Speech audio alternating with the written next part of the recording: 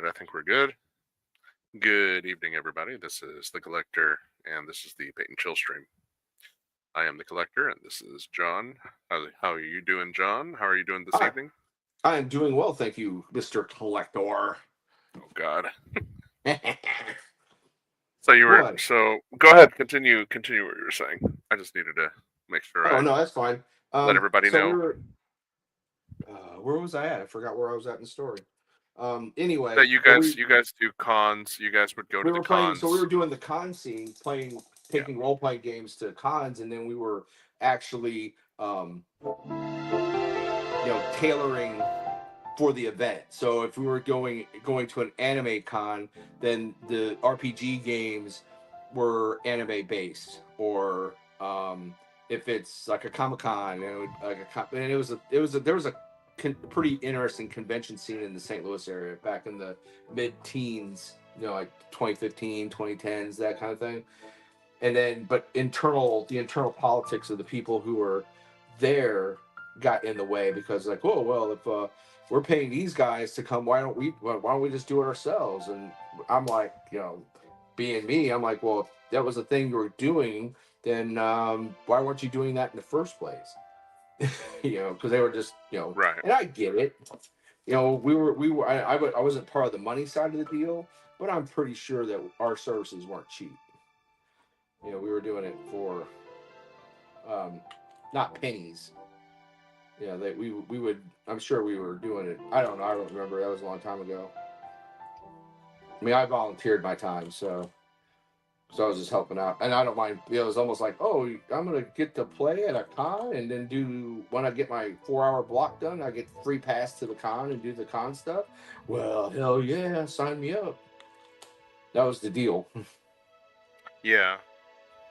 But yeah, there was just internal politics and that whole mess, and then some people thought they could do it without us, and then we're like, all right, sure, have fun with that. And then, but then it didn't work out that way, and people were like, oh, what happened to those guys? They were fun. They knew what they were doing. Well, people don't listen. And then so we kind of put things on the back burner for a while, and then we try to reinstitute it right after COVID started. So that didn't help us none. So we were like, well, shit. Well, we'll just wait. COVID can't last forever.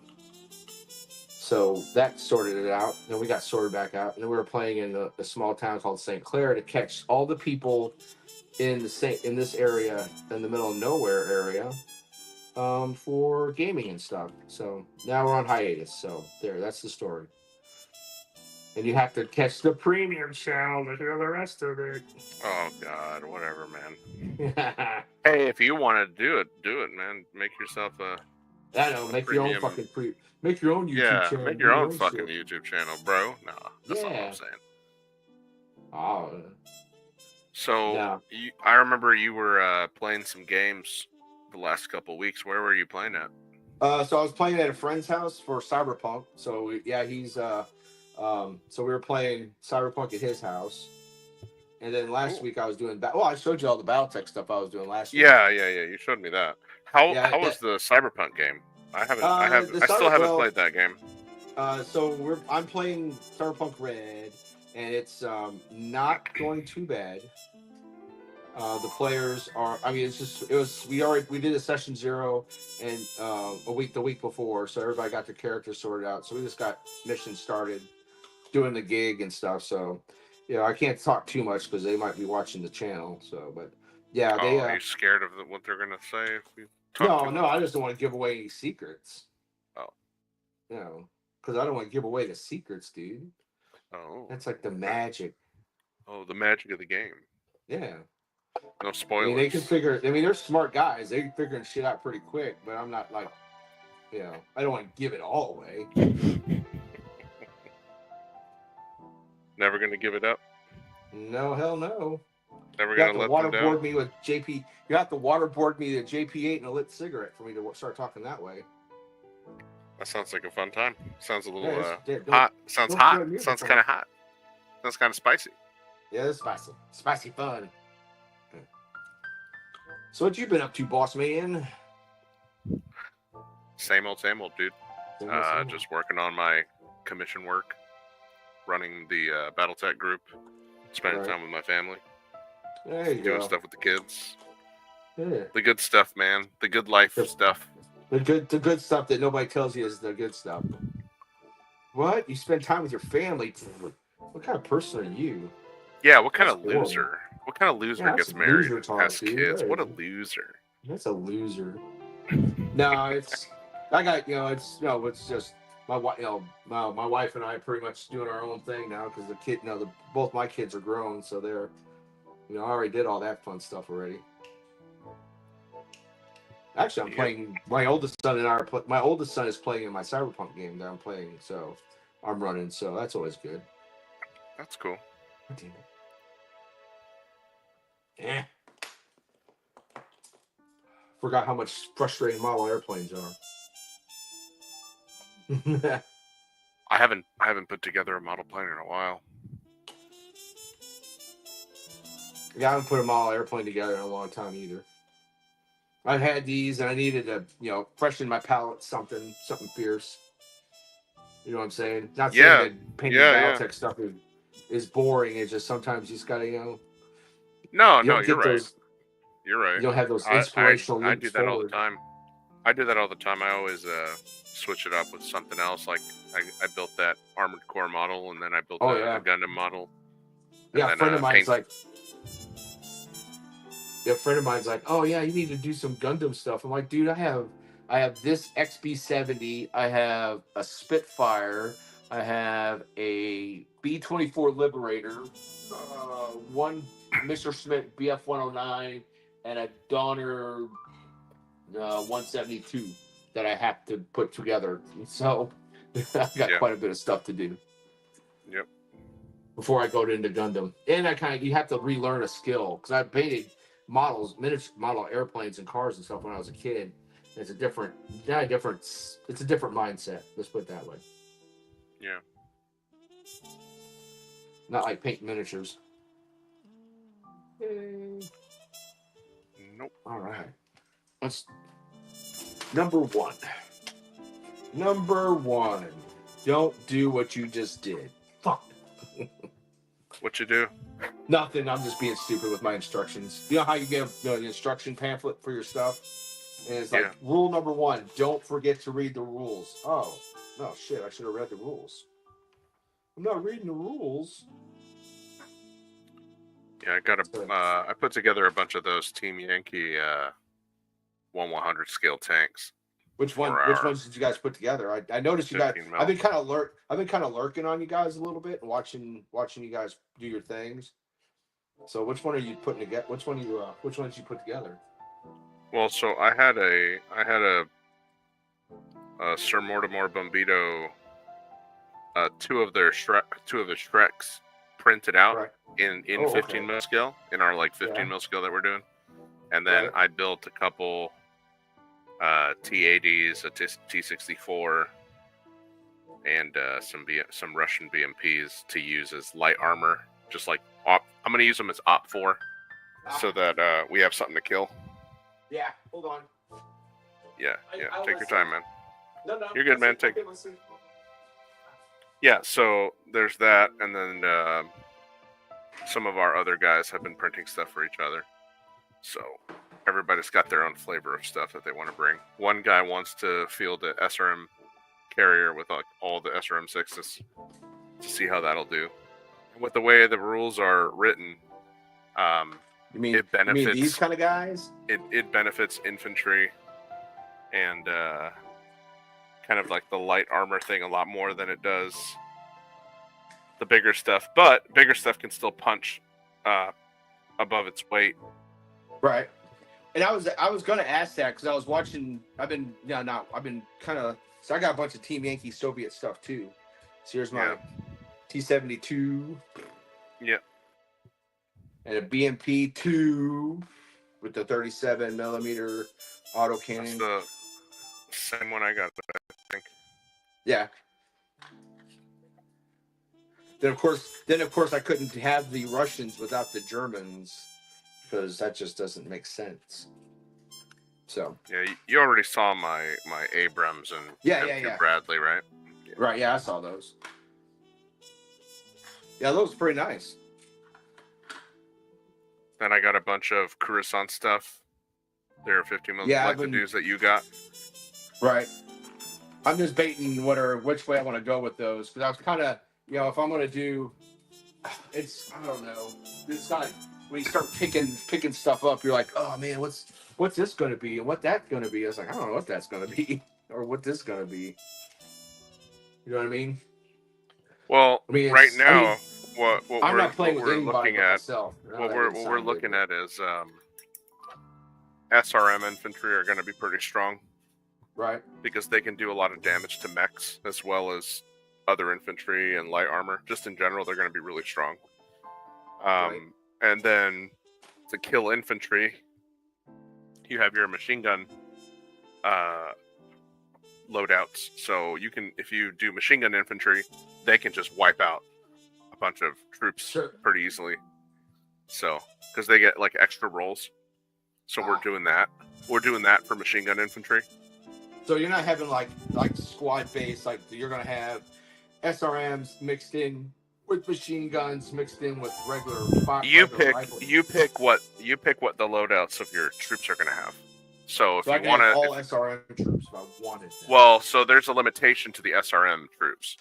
So right now, well, so here's some of my infantry that I put in a box. Yeah. I've already zenithaled and primed them and gave them like a base coat of like desert camo. So now it's just detail paint work. Yeah. But I mean, you have your missile launcher infantry, right? And then I've got like heavy weapons infantry. Infantry I'll use as proxies for machine guns or whatever. Right. So I'll have the rules right now is you build your infantry units per squads of 5. Okay. So per squads of 5, that's like one team leader, one squad leader, and like 4 grunts essentially. And each grunt. Okay. Now, if you want to build an SRM infantry squad, you're paying for the SRM equipment per 5-man team and per guy in that 5-man team. So each infantry unit that you give the SRM launcher, that's like 10 PV plus per each infantry unit, plus the cost of forming the infantry unit. So it could get pretty expensive. So is there like time? I want to say time limits. Is there like so you can do like in regular battle text, like there's a X point limit? So for the squads of 5s, it's only 4 of them. Well, we had it at 3. Could carry SRM launchers per 5-man squad. So for a 10-man squad, only 6 of them can carry an SRM. But me and my buddy were talking about that, and we're like, why not just give all like 4 of the grunts SRM weapons and just have the one squad leader be the one that doesn't have it, because he's the guy directing them what to shoot. Yeah. And so that's kind of what we've got now. And just like in BattleTech, like SRMs do 2 damage per 1 missile that hits, and you still use the scatter die on location. And if you're shooting at anything that's not a mech or a combat vehicle that has armor, if you're just shooting at infantry, you're just killing for every 2 damage that kills an infantry squad. So infantry can tank 1 hit from anything because it counts as like the infantry, ducked or something. But for every 2 damage, you lose an infantry unit from your squad. So if you have a 10-man squad and let's say you take a total of like 6 damage, that's 3 infantry guys gone. Let's say you take to that, or do you get a save? The save is just automatic. If you just, so let's say I shoot a SRM-6 at a squad of infantry of 10 people, but only 1 missile hits. Well, that 1 missile does 2 damage, so I kill 1 infantry guy. But let's say I shoot a LRM-15, and I'm shooting at a squad of 20 So that's like five, that's like 4 or 5 man squads. So you have a 20-man squad, and let's say you don't roll for hit location. You just do the damage that you rolled on the scatter. So if I roll my hit for my LRM 15, then I go to the scatter dice to see how many of those missiles actually hit. Now each LRM only does 1 damage. It's not like an SRM that does 2 damage. So for the LRM, when I roll that to see how many missiles hit out of the 15, let's say I roll really shit and I roll just like a Snake Eyes and only like, I don't know, 3 fucking missiles hit. So 2 of those 3 kills 1 soldier. The last one that only did 1 damage, it doesn't do shit. Because to kill the soldiers, you need to do 2 damage. Does that make sense? Yeah. But does it roll? So is it a cumulative damage? So so you get another barrage of LRM. No, it's not. No, it's not cumulative. It's per shot, per shot taken. Right. So if you rolled 3 damage, that 1 damage that didn't kill anybody, that doesn't roll over. That doesn't accumulate. That you just didn't kill anybody that turn. Okay. So that makes infantry just a little bit tougher, and yes. It also kind of illustrates, that 1 missile hit, but like it just barely grazed, like it hit next to the soldier, and the soldier's armor and flak or whatever like absorbed the shrapnel and shit. Like he's a little shaken. So you have to do all the damage in that turn, or there's no. It does. Yes. I guess what I was asking, does it roll over? So in the next. No, it turn, doesn't. It doesn't roll over. You don't have that 1 damage still like floating there. It doesn't. Well, you don't accumulate. That makes bookkeeping easy. Yes. So that's a part of it. It makes bookkeeping easy for the 15 mil game.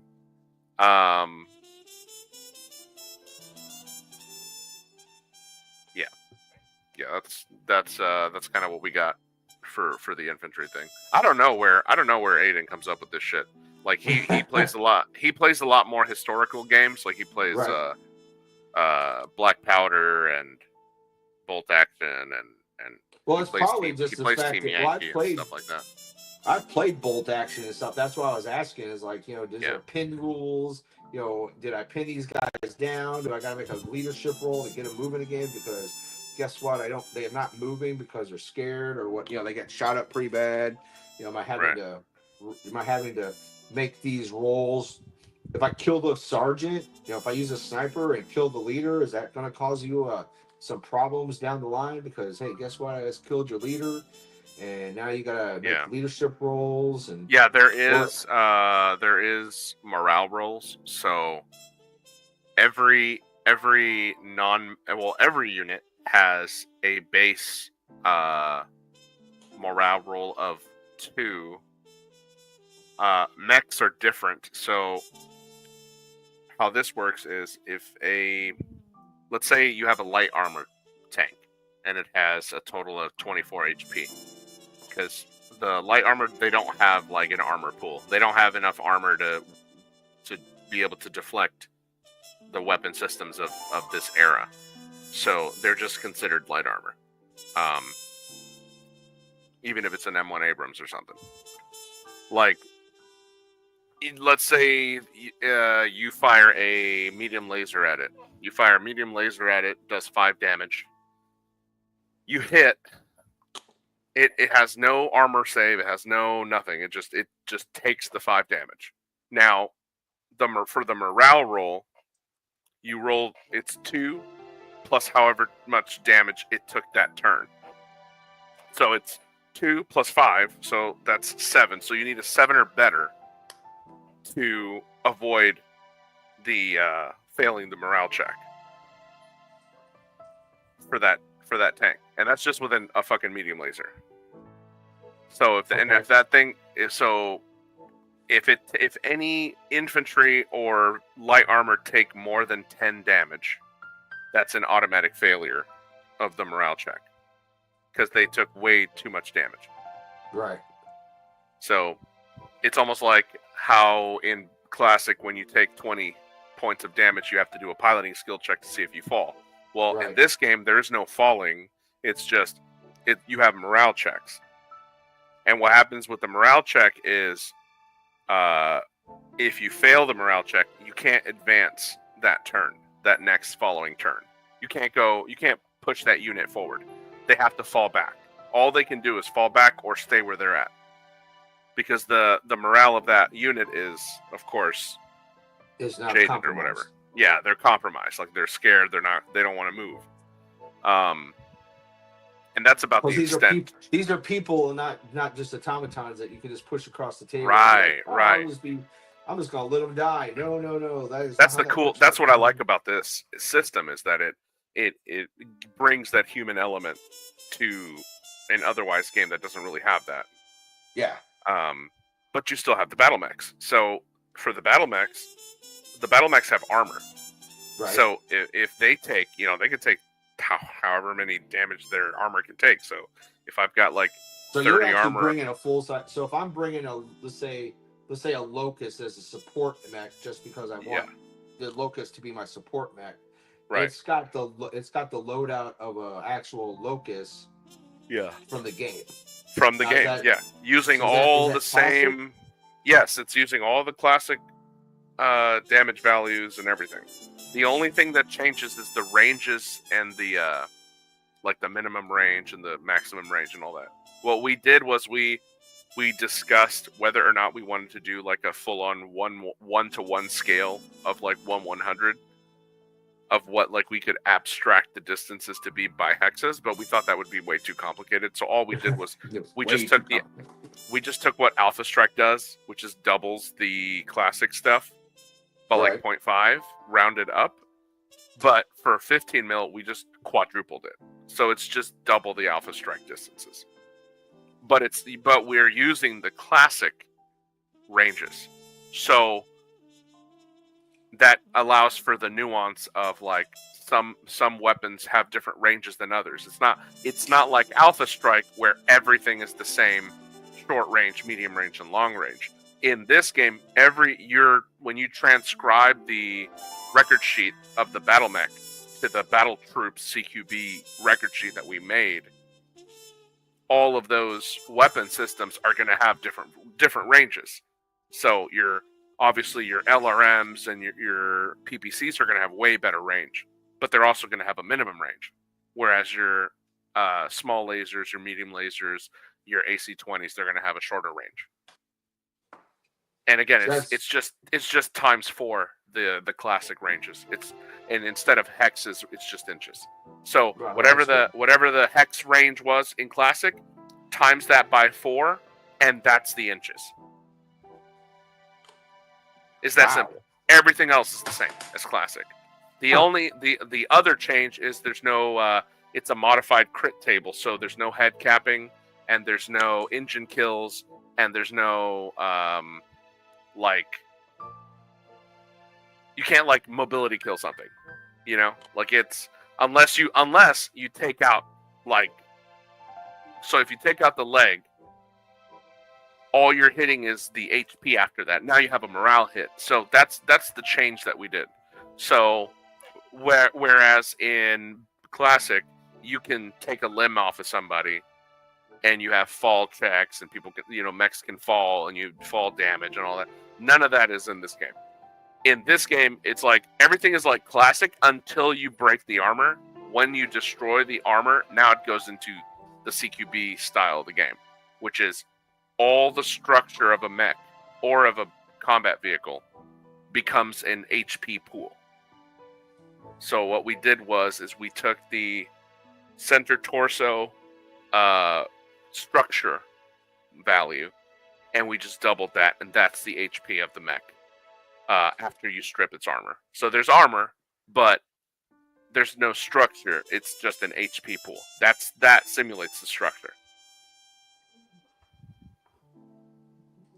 That's an interesting take. Yeah, and then there are crits, so you can take like a heatsink damage. You can take damage to your like mobility, and then there's like a weapon damage. So if you take a weapon damage, you just line out one of your weapons that you have. So you pick which weapon that gets hit. Right. Okay. But effectively, battle mechs are the gods of war. You know, they're still the god of war of the battlefield. You can't just kill a battle mech. No, that's not fun. Thought this was going to be all about infantry stuff. Well, it is. It is. So the counter to that is infantry are a lot tougher. Yeah, and they could be more dangerous. One of the special equipment you could give infantry is the satchel charge, which is something that gives them the ability to do like so we have like an armor penetration rules system for this. So the satchel charge is like AP4 and mechs are only an AP3 thing. So infantry have a weapon that can do a lot more damage to a battle mech and like blow the armor off a lot easier. If they can get close enough to a mech to they gotta get there first. Yeah, so they have to be like within an inch or like 2 inches of the battle mech to use it. And like I said before, like infantry are tough, but like this piece of equipment is also very expensive. And so if you have this 20-man squad of like half of them are SRMs and the other half is these satchel charge anti-mech guys. Well, they're still slow and they're still really squishy and they still take morale checks. So all you really have to do is about 10 damage to the squad for them to fail their morale check, and then they can't advance towards your mech. And then on your turn, you just move your mech out of the way. So your locust can just run away from the infantry with the satchel charges next turn after dealing at least 10 damage to it. Or, I mean, if you just do 5 damage plus the 2, they have to roll a 7 or better, or make them roll an 8 or better. If you do a couple shots with your machine guns and your whatever, and if you have other infantry, they can also shoot at that squad too, to work as like a screen. Like you want to screen for your bigger units. So you have your infantry units. Let's say you have a machine gun infantry unit.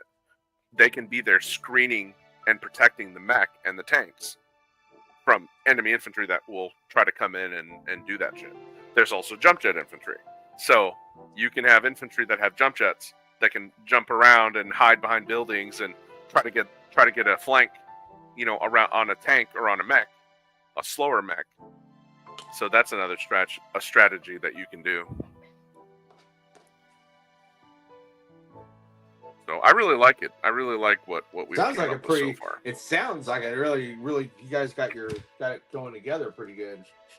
Yeah. I mean, you've only play tested how many games have you play tested so far already? I play tested two games effectively. Just one with the rules maker Aiden, and then one sort of by myself. Because we over here at the Collector House we play with ourselves too. So. Yeah, well, yeah. I play with myself too, so I mean, no, that's not like how I play with myself, right? No, you play with yourself in a different way. I play with myself better. Okay. I'm kidding.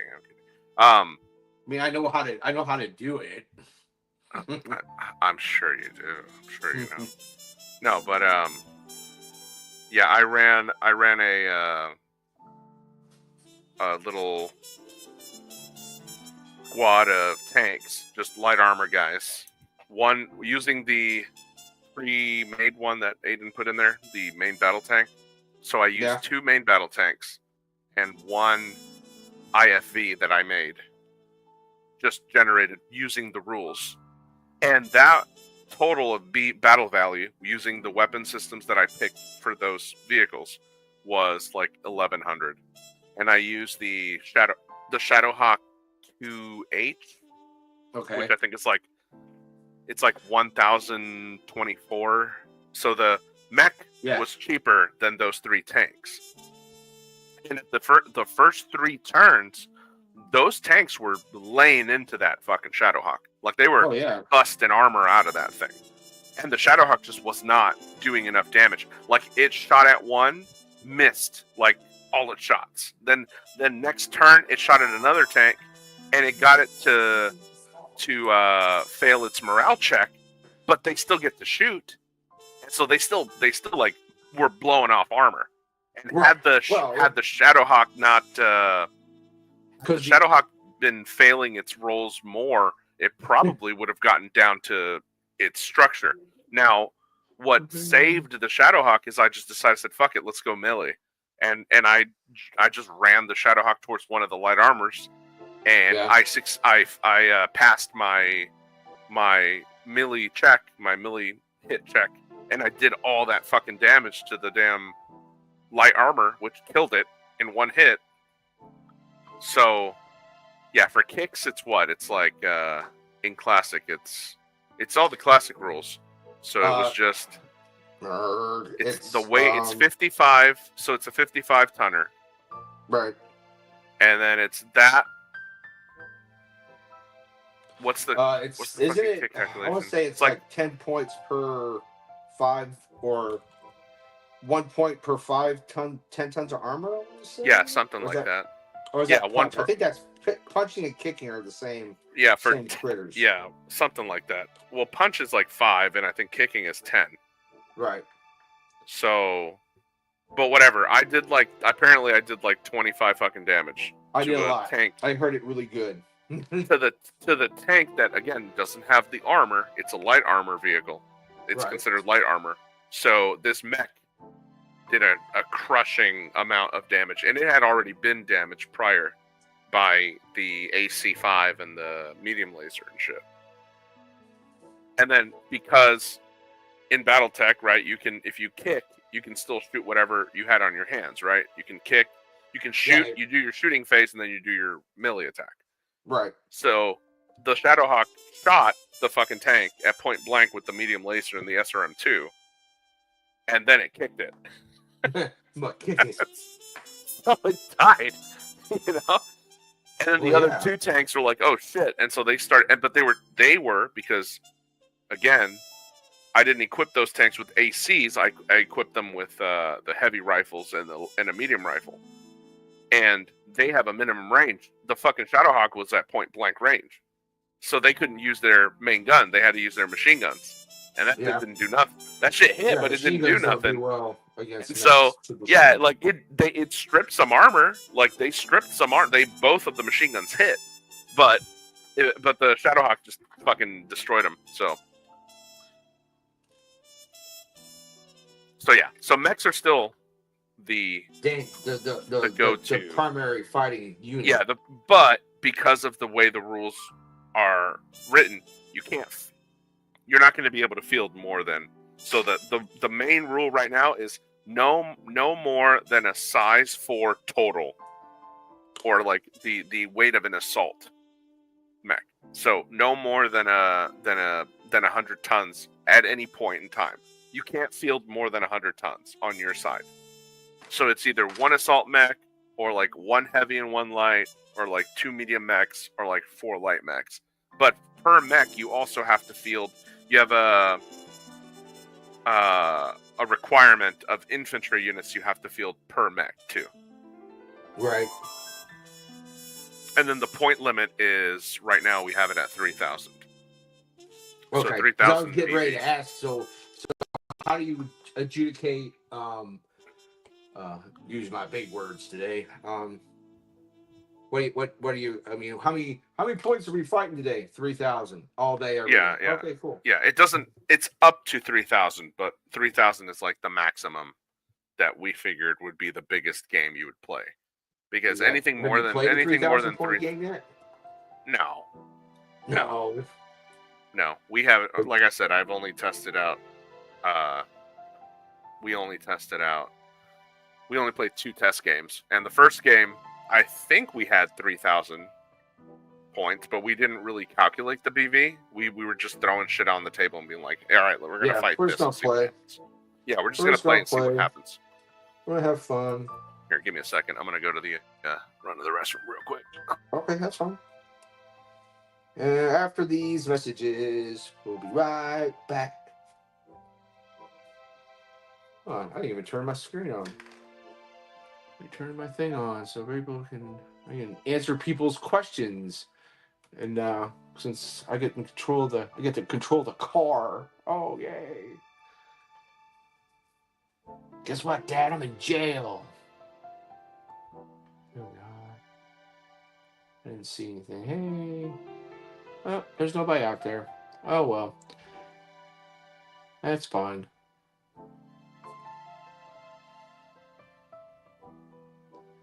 And there, all right. Oh.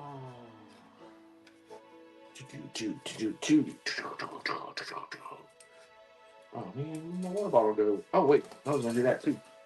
Yeah.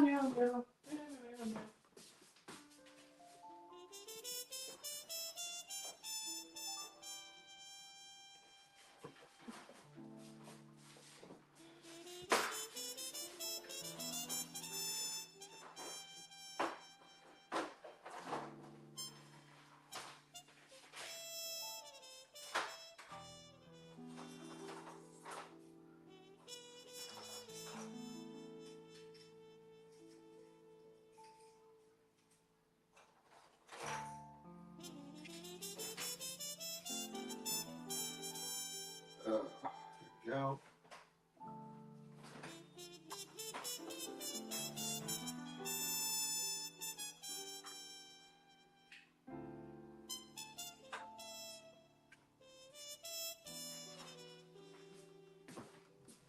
Uh,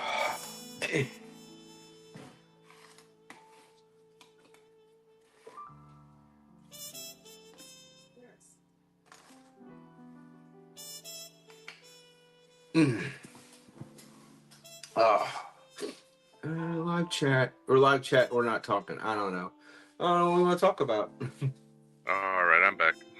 Hey, so as you were gone, I went and found up some more stuff, and here's some Flames of War tanks that I have. Sweet. And so, meanwhile, in the periphery, you have, maybe somebody found some archaic museum relics that they're gonna throw on the table. Yeah. Hey, hold on. That's not to be. Here you go. Here's an American tank, guys. There you go. Just cool your jets. There's an American tank. I know it's not the easies or nothing, but it is what it is. So yeah. You can use those as light armor if you want. Yeah. That I mean, there's totally no work. distinction between light armor, heavy armor, or anything like that. It's just any No. infantry fighter. No. It's just anything that isn't a record sheet. Anything that you're not using a record sheet for. Right. Like a goblin or a Rommel or a Patton or a Demolisher or whatever. Right. Anything that isn't one of those is just light armor. So think of it like it's a chassis that doesn't have armor rated to defend against, PPCs and ACs and so it's more like an infantry fighting vehicle versus that happens to have a big gun strapped to it, just so it's got a big gun strapped to it. Yeah, but I mean, even tanks in BattleTech have the ability to carry infantry, and those would then be considered, your infantry fighting vehicle type vehicle. Yeah. But for the sake of this game, anything that isn't rated to fight battle mechs is light armor. Okay. That makes sense. It just makes it easier to think about. It just makes it don't need to and I guess that guy's name Aiden, is that what I understand? Yeah, that's his name. Some of the rules that I play on, like I'm sure that if he was, Flames of War is a good game, but it's got some really janky, complicated rules. And I'm like, dude, why are even these here?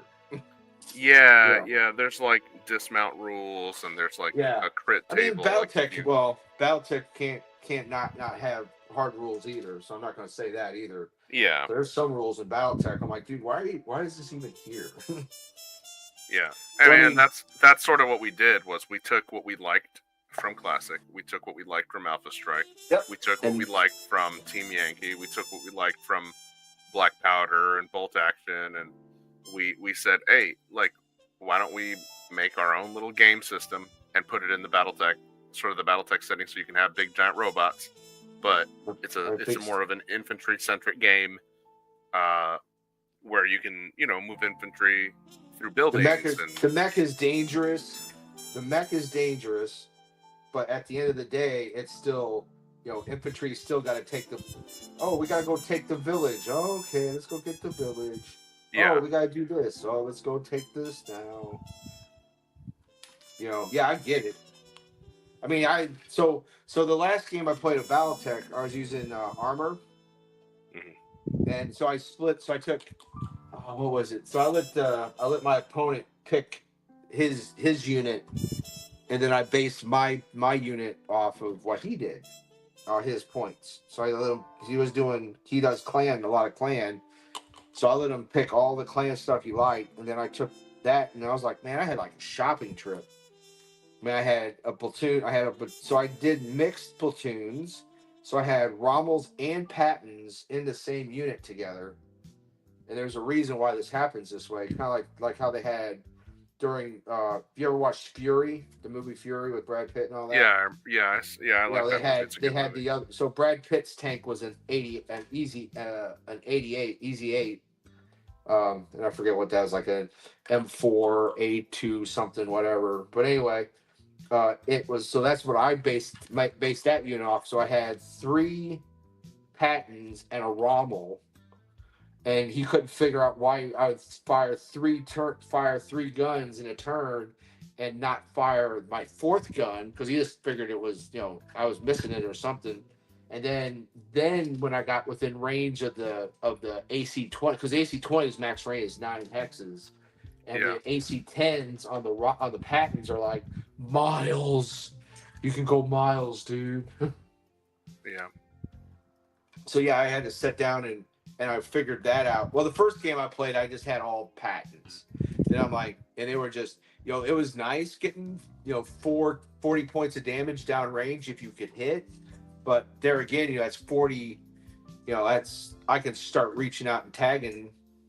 And I kept moving too, and he just couldn't keep up with the fact that I was moving a lot of units fast, and just I was just moving and shooting with the tanks, and he was just, I wouldn't say dumbfounded. He was just like, he couldn't figure out how to counter all that, because it was, I don't understand how I don't understand how to go against these guys, because I'm just, they would shoot and they'd start running off to another place, and they had 360 turret turns. So I basically would try not to give, and I had, where's the record sheet? I have it. A Patton went face to face, I want to say, with a Mad Cat, and the Mad Cat he alpha striked my Rommel. I'm not Rommel, my Patton, my bad. And he damaged the shit out of that Patton, but I was able to get it off the table as give him half points for it, because it wasn't destroyed. So I was able to walk him off the table. I was like, I'm just getting this guy out of here, because I'm not going to lose him. Because that's when we were discussing doing campaign rules, and it's like, well, we got to start figuring out, we don't want to lose mechs in games where you don't have to lose mechs if you don't have to. Yeah, there's forced retreat rules in both the new Commander's Edition of Alpha Strike and also in Classic BattleTech. Yeah. So forced retreat means retreat. Yeah, forced retreat means that once they get withdrawing the unit. Well, like once they get down to a certain amount of armor or whatever, the unit just retreats, because they're not going to want to die. So it's almost like it's like a BattleTech version of morale check. Yeah. I didn't want him to die, but I also didn't want to lose him either, because if I was being a conscientious commander, I'd be like, dude, I got to keep these guys alive so I can have them in the next game, so I won't have to spend so much points. You know what I'm saying? Yeah. I don't want to spend so much points to repair it. Because it's, you lose a lot of armor. I don't have. If I'm the planetary defense, if I'm in defense, yeah, okay, I might take a few hits. Here you are. I might lose a few mechs because I'm on home turf, and I have easy supply lines to get to, unless the mission comes up that if that how that works. Here, where is it? Where is it? Where is it? I didn't clear my sheets yet. Oh, here you go. So here's one. I don't know if you can see it, but all the little red tick marks. Yeah. That's a patent that took. That's all the that's a lot of damage. Nice. That looked like a fun time. Yeah, it was. Like, where's the? Oh, here it is. Yeah, here's the one that limped off the table. So he pretty much plowed out the whole front armor, hit some skirts, got inside and hit the turret, and it was still like, it still walked off the table. And he just couldn't say, oh man, I thought these, like, dude, there's 51 points of armor on the front slope of a patent. Yeah. They're not slouches in the least. And that was the, there was I don't know who, and either it was on, I don't think it was on the conservative one. I think it might have been one of the other BattleTech groups I follow on Facebook. But they were like, somebody was like, oh man, you can beat tanks. I'm like, if you somebody who's played tanks knows how to play tanks, they're not stand up and fight kind of things. They move it. They have to move, or you have to buy time. You do the. Or you put them hauled down in cover. Yeah. You give them a skill up so they can shoot better, and Right. they become awesome snipers. Well, that's what these guys were doing. That's what the first part of the game was. So I had advanced forward here and advanced forward. I had units here and units here covering the heights. And so as my opponent came forward, these guys were just attack until they like, okay, now I can't get in a fight with these guys with my opponent. So these guys are falling back. These guys are hidden units, so he doesn't know they're there. And so once they're now hidden unit. Now I'm shooting. So he thinks he only has 4 tanks to deal with, plus 4 mechs to deal with.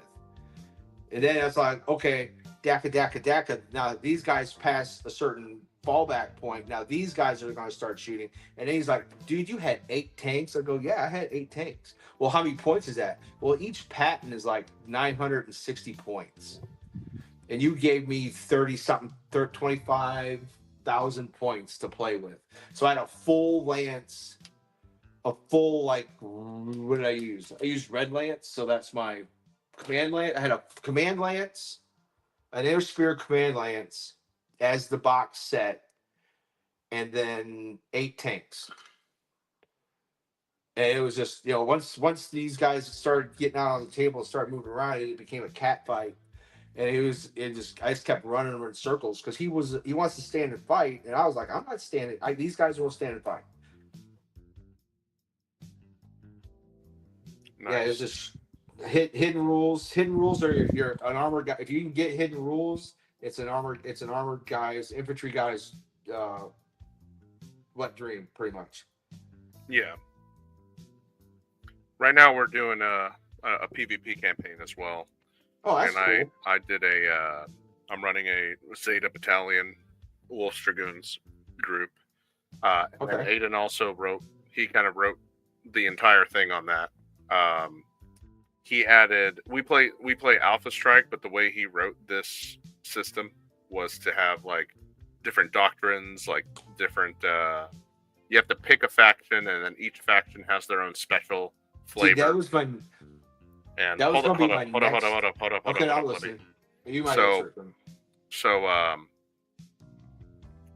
I picked one that allows my units to have special formation abilities, where others don't have that. Now, one of the other guys, his Davian group, he's allowed to use special ammo, but nobody else can use special ammo. And so there's like some strengths and weaknesses between the different factions.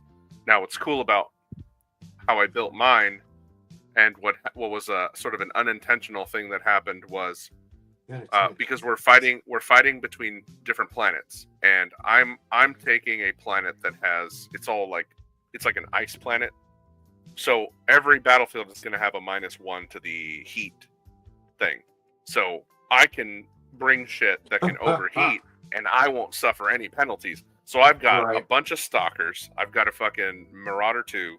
I've got a small recon lance of 2 of the Jenners 70s, I think, and then a Mongoose 86 or 65 or something. It's one of the early. We're playing early Succession Wars, so Okay. Like first succession or fourth or into I fourth think succession. I think it's like into the fourth succession, but before the Okay. Renaissance. So before the Right. Renaissance, and Is then it before the clan invasion or after the clan invasion? before, dude. Okay. And then we so on my first battle, I ended up facing off against one dude, and he had a bunch of shit. But what he wasn't counting on was that my assault lance had the what was it? They had the fire lance special ability, and I could pick between a couple of special abilities to give my guys, two of my guys. Right. So I picked sniper, which it like halves all the ranges on, and I gave it to two of my stalkers. One of them being I skilled up to a skill 3, and all the ranges are half. He already does 4 damage at medium, but he's got OV2. So all my I have 3 stalkers. All of them can do 6 fucking points of damage if they all overheat. And then it's an automatic cooling of 1, so they'll only go up 1 heat. So, like, Oops. I mean, I forced my opponent to quit on like turn 3. Like turn 3, he retreated. He's like, I can't fight this. I'm like, okay, good game. Like that was the intention. Well, but now I mean, now I'm gonna be abandoned though because I had support from my teammate. Yeah. Who was able to support my fight against this guy. But now that my teammate's not going to be supporting me anymore, I'm going to be on my own. So let's hope that Zeta Battalion can hold the ice planet. Well, that sounds like pretty cool. I have to kind of have to look at that again. Follow that plan or follow that game. I guess if you're posting it. I'm not sure if I'm posting it. I'm posting some of it on the BattleTech Texas Facebook group. Okay, so, I thought you might be doing it on the conservative page, but no, I mean I could, but I already share that shit everywhere. Yeah, we're tired of looking at your stuff. Yeah, the conservative group is more for the political stuff. I'm right now. I'm talking about more the gameplay. No, I get it 100%. I'm trying not to. I don't know where this goes. Yeah, you know where it goes. Yeah, you know that we agree on what we talk about.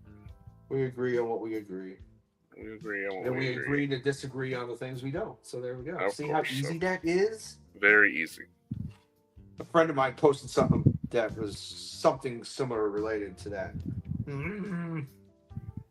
Oh yeah. Oh, where the fuck did that piece go? God, that's another thing I hate about airplanes. What's that plane? What is it?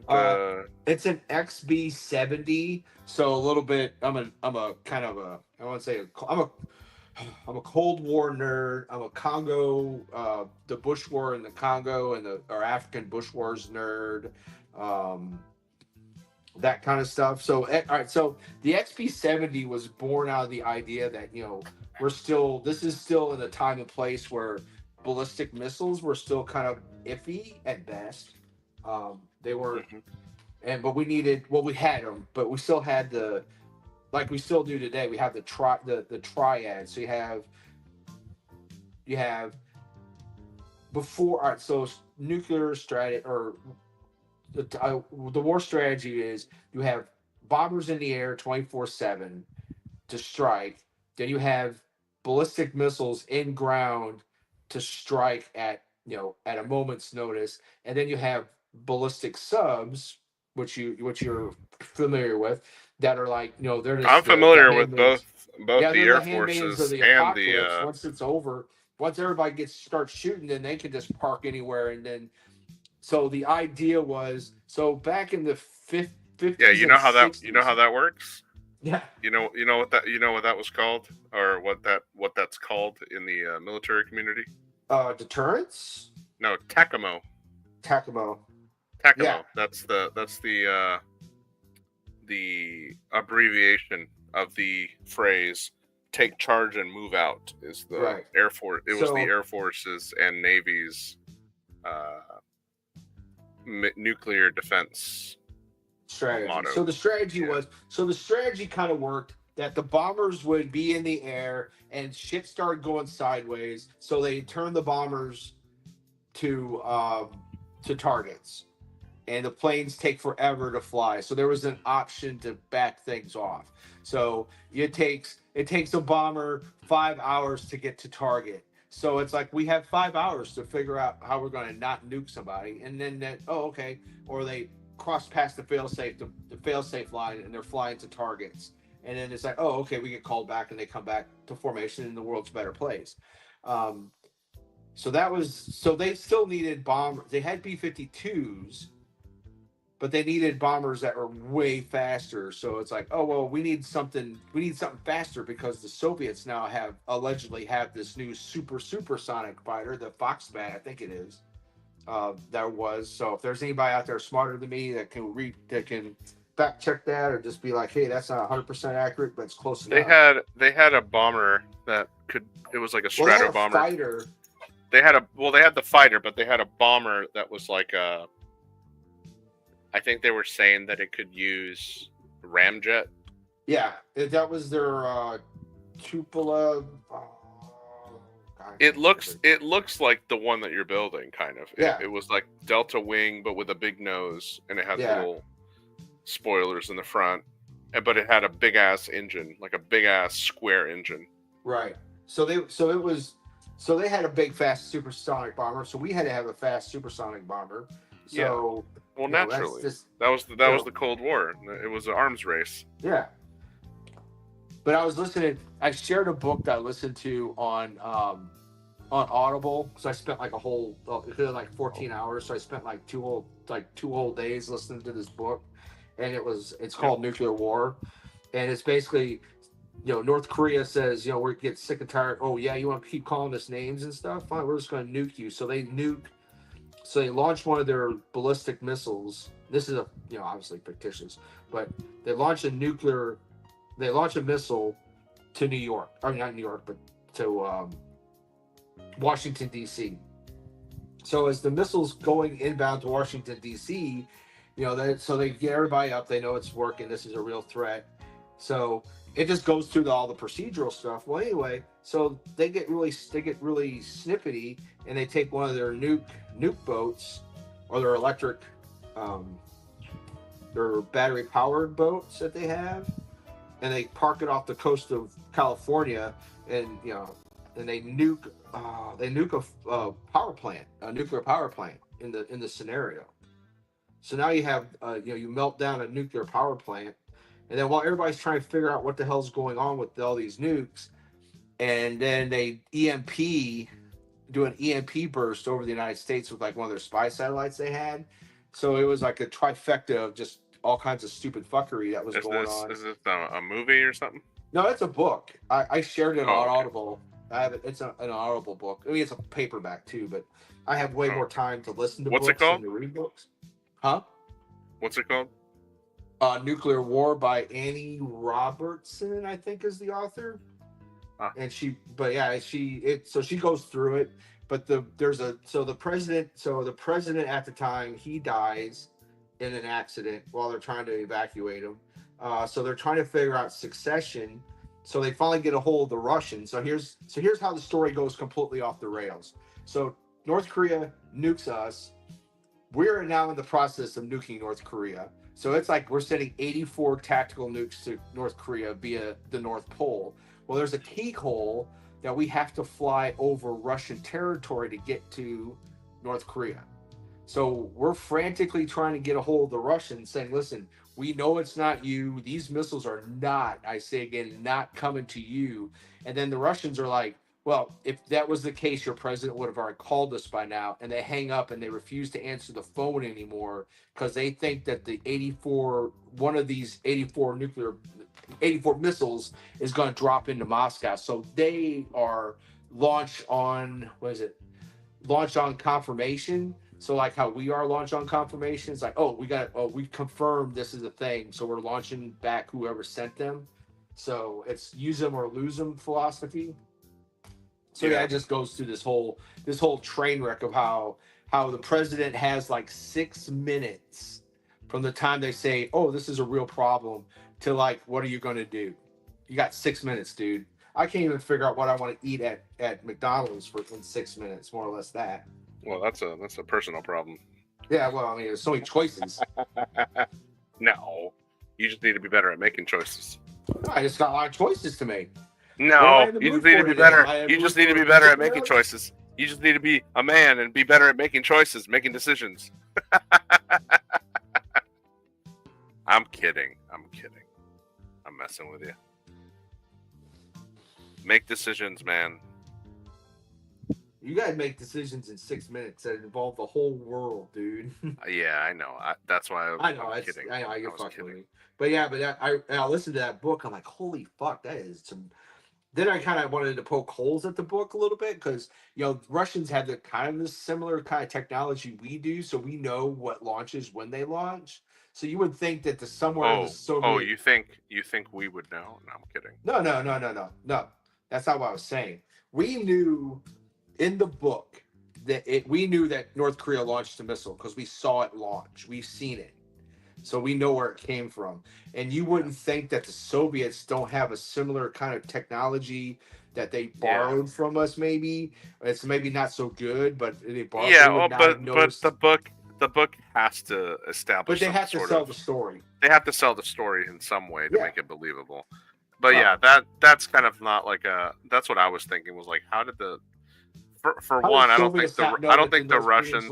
I don't think the Soviets would just hang the phone up in case of like an actual nuclear attack. They would be on that phone the whole time, till the last minute, being like, "Why did you shoot us?" Like. Well, have you seen the movie? Have you seen the movie? Not the Sum of All Fears. Air Force One. Fuck, what movie am I thinking about right now? Dawn's Early Light. No. It's one where the Americans are running a simulation of like nuclear missiles launching. That's another cool story to tell too. And the Russians are like on the phone with the president, like trying to figure out what the hell happened. Why are you doing this? And both the American government and the Russian government think that the other is lying. Yeah. And like they're both like, if you don't. No, it was the Sum of All Fears. It was the Sum of All Fears because that was the one where the nuke goes off. The nuke goes off in American soil. And the president is about to launch a bunch of nukes at Russia, and Russia's like, we weren't the ones that did that. And then the president was like, I don't care. You're getting it because the guy that did it or that's claiming it is a Russian. And you've got this like dude who's like a revolutionary guy who's like saying he's gonna launch more nukes at America. Happen. There's he's gonna make the books. like. Yeah. I read. Like Russia had so many, like pro-Soviet zealots that, just like how we have, American. America first until the Patriots first all the way till the end. No, like not America first people, like the, the really like the fucking McCarthy type. Yeah. Anti-communist, anti-Russia, anti-everything. You want to watch a movie that's really creepy, not creepy, but I don't want to use these words. But there's a movie with Harry Fonda and Walter Matthau and a young. Anyway, it's called Failsafe. Oh, I've heard of it. I haven't seen it though. And that's not a creepy movie, but the first half, you get to meet all the characters first, and one of the characters is Walter Matthau's character, and he's some poli-sci guy, and he's like, oh yeah, we're gonna lose, yeah, if we strike, we gotta strike Russia first before they strike us, and then we're gonna strike them. Oh yeah, they're gonna launch back because we expect them to launch back. But they're gonna lose like 40. They're gonna lose 200 million people, and we're only gonna lose like they're gonna lose 300 million, and we're gonna lose 200 million. And one guy goes, well, how do you what why how do you who wins that since well we win that because we only lose they lose 100 million more people. And I'm like, damn, that is cold and it is cringy to the max right there. For me, it is Well, anyway. It's just I think there are people that think that way though. oh no, I hundred. I'm Well, pretty sure there are people who think in numbers and don't yeah. really care about morality. Well, because that's the easiest way to think about it. If you try to actually think about it in the fact of it's not just the collector and I said it's I can't think like that because I can't do my job. Well, like during the Cuban Missile Crisis, there was the big. Oh yeah, there was the three Russian submariners Well, that they the were three in captains, and they So were there was they voted because they had lost communications, and they're like, yeah, if all three of them had voted to launch, we would have been at World War III. yeah. Well, But that would have been one of them Said said no. He's like, right. I don't want to shoot nukes preemptively unless we have confirmation. And they needed all three to be in agreement. And thanks to that That's one weird. guy, That's really weird. thanks to to that hear. one, he got a Nobel Peace Prize. You know that, right? Like he got a Nobel Peace Prize. I heard about the That Russian got a Nobel Peace Prize. You don't hear about the two that said launch though. You don't hear about those two assholes that wanted to fucking end the world. Well, there you go. But see, it's just weird to hear that story because I didn't hear that story. You hear that story, and it's like, well, it's kind of like that back in the 80s. There was a Russian colonel or lieutenant or like a low like lieutenant their version of lieutenant colonel. He was watching the screens one day and it would beep beep beep. It got a launch detection, and he knows that the system accidentally calls false alarms because of how it reflects off the cloud cover or something. Sometimes this happens. And then he's like, so he delayed. He says, okay, reset the system, and then minutes later it does it again. And he's like, but why one? Then he's thinking, why one missile? We only have a missile launch. We don't have a multiple missile launch. Who only launches?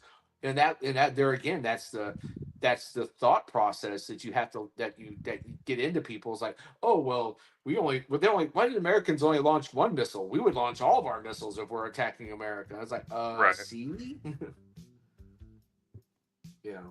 That's like in the so when I was in the Combat Information Center on the missile I was on a nuclear or anti-ICBM missile destroyer. Oh yeah. That was in the book. That was in the book too. Hold up. So when I was on that, we were testing out Aegis, and Aegis is the sort of the cool anti-ICBM radar that we use to shoot down shit from space. And every time on deployment, like you would get false alarms.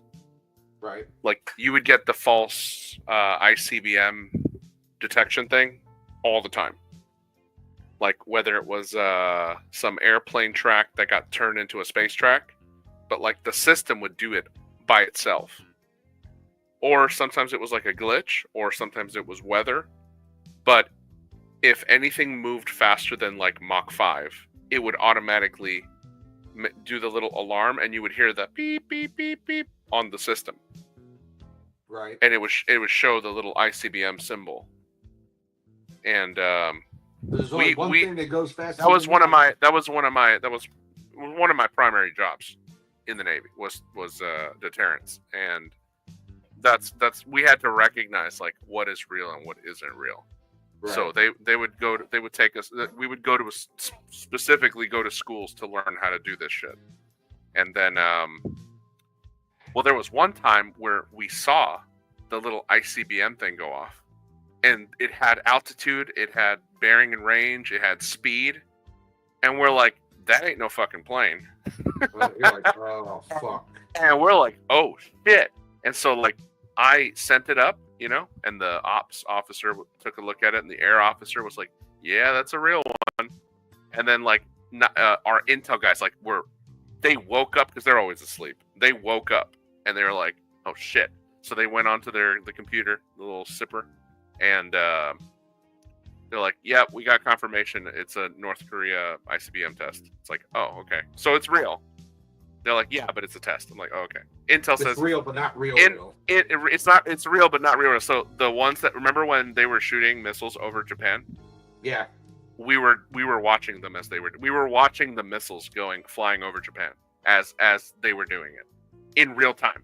Hey, what? Excuse me, North Korea. Can you stop doing that? No, we do it. No, yeah, they like we couldn't do shit about it because of like fucking what was it? Like a doctrine, like our doctrine was like, yeah, we're not allowed to engage. Yeah. And like like half of the people in combat were like in CIC were like, dude, why can't we just like ruin fat King John fucking fuckfaces for day and just like shoot him down with some of our shoot him down with some of our SM6s, you know, like just to ruin his day. But everybody's like, yeah, we don't do that. Like we don't do that. We can't. We're not gonna do that. We're not gonna do that. We were also in a different part of the ocean, so we were watching something that was happening really, really far away from where we were operating at. So even our missiles wouldn't have reached like in time to intercept. But like the fact that we could see it happening, right? Well, because all the ships are linked up to the link, you know, so we can all see and all of that goes to NORAD and you know the fucking Colorado Mountain underground base, Cheyenne base, I guess. Cheyenne base. All the shit that we were watching, they were seeing it too, and we were getting emails like, yeah, it's just North Korea. It's just North Korea. Yeah, it's just North Korea being North Korea. It's North Korea being douchey again. You fucking idiots. And then we saw the news reports on the news about like the missiles over Japan and Japan freaking out about it. Yeah. Well, I mean, how would you feel? It's like, how would you feel if Mexico started launching? You know, they were like, "Oh, we're just testing our new ICBM. Trust us. It's not an actual. This is not an actual attack. We're just testing our missiles. Don't worry about us. Yeah, don't worry about it. Just don't worry about it. Just trust us. Don't worry about it until there's a mushroom cloud. Yeah, and you know what? Don't worry about it because we ain't gonna tell you even if it is real. We ain't gonna tell you because we don't like you. We don't like you, America. Yeah. Well, in that book I listened to, that was one of the author was like, yeah, we got these Aegis boats. And I didn't even think about it until you just said it. Yeah, I got the privilege of working in an Aegis boat. There's only so many of them in the fleet. There's so many of them in the fleet. Well, the fun part about the systems we have is not every boat has that exact piece of equipment, but every boat and plane and infantrymen with the right data information and spy embedded in that country all have access to that data. Yeah. Through means that I'm not going to elaborate how, but we can see it. We can see when people we have people 24/7 staring at all the people that want to kill us at all times, and we know what the fuck they're doing at all times. Oh yeah, which is kind of cool. It's kind of scary. It's kind of scary because like, what if that were to turn against us, like the American people? Like, so whenever you hear those like those conspiracy people are like, oh no, the government's gonna come after you. Don't like, start that. I don't want to talk about that. But like, if they did, you would have no chance. Well, like, so yeah. Just don't make the way I see it is just don't make yourself an easy target. That's all I have to say. Just don't make yourself an easy target. Hey, should I make the face of the Karhu? Should I make it look like a monkey? Do you see what I'm seeing? Yeah. Do you see the face? Yeah, like, I see what. Yeah, I see it. Should I make? I dare you. I double dog dare you. Okay, so I'm gonna make it like brown on here on the top, but then I'm gonna put white on like that face area, Yeah. and then I'm gonna give it like a little button nose. I dare you to do that. I will. That You is know what? fucking awesome. I'm committing. I'm gonna do it. You know what this mech reminds me of? It reminds me of the Zagok, the mobile suit, the Xeon mobile suit. Because a minute The there, I thought that's what you were making there for a minute. No, this is the Korhu. This is the Korhu. Dude, I am not up to speed on the new mechs that they just brought. It's not out new. This is old as shit. It's a Ghost Bear mech. It's one of their. I've never seen one of those. It's a fucking mobile suit. It's a straight up mobile suit. Oh. It's a straight up Gundam bad guy, dude. Huh. Still, I don't watch. I know I'm gonna say some sacrilegious shit here, but I didn't watch Gundam back in the day. Oh no, our friendship is now in jeopardy. You loser. No, I'm kidding. No, a lot of people that play BattleTech, they don't really do the Gundam thing. Well, I mean, I don't mind. I mean, dude, it's just like there's so much shit that goes on. I can't track all of it, and I don't even pretend to. Oh, dude, and I was so busy when I was in the Navy too. Like, I couldn't watch all the shows I wanted to watch when they came out. I'm still catching up on a lot of shows that I didn't get to finish when I was in high school. So, like the old Ghost in the Shell show. Yeah. I was watching a couple episodes today that I don't even remember seeing. Like, I didn't even remember catching those episodes. Did you? Because you missed them, or? Yeah, I missed them. Yeah, like they came out, and I just wasn't. I wasn't even aware that they existed. Like, you know how back in the day before the internets and the streaming services, you actually had to click on a TV channel. No, not even buy the DVD because you couldn't afford it. I couldn't afford the DVD. I had to wait for the show to come out on TV and catch it at the right time to get the show, to get the episodes. And so, like, I would finish a series, like I would see the final episode of a season, but I'd only catch like 40% of the episodes. And so I'm now rewatching shows that I watched as a kid that I was just too busy to watch when I was in the military. Like, I didn't have time to sit there and binge watch shows. So I just now, I had to read. I was reading BattleTech books and Heinlein novels and fucking old Isaac Asimov shit. Yeah, until like, I don't know, 94 or 95, I read, BattleTech books. I take them to the field with me. I wrap them up in Ziploc bags, and they'd be my field books, and I'd read it. I'll be reading BattleTech stuff in the field in between. I'm on a radio watch, so I got to sit there and listen to the radio, not do anything because we're on radio silence. So I got to do something to do before I fall asleep on radio watch, or I'm on gun watch. I'm sitting around the gun, and so on gun you can't do it in the dark because you can't have light unless you're gunning. But still, the whole premise was that I had to have something to do. Oh yeah. Before I fall asleep. Yeah. I didn't have to do anything hard. Just had to sit there and watch the radio. Or in the wintertime we'd have fire watches, so everybody was sleeping and the Yukon stove would be on, so we had to have somebody watch the stove, make sure it didn't get. You had a fire watch. You had a fire watch for the space heater, bro. All right, I'm gonna say this, and it's because you don't know. A friend of mine died because of that. Oh fuck! Are you serious? Yeah, the guy fell asleep on duty, or fell asleep on the watch, and the pilot went out. So it's pure gas. It's gasoline. Oh no! Going into the stove.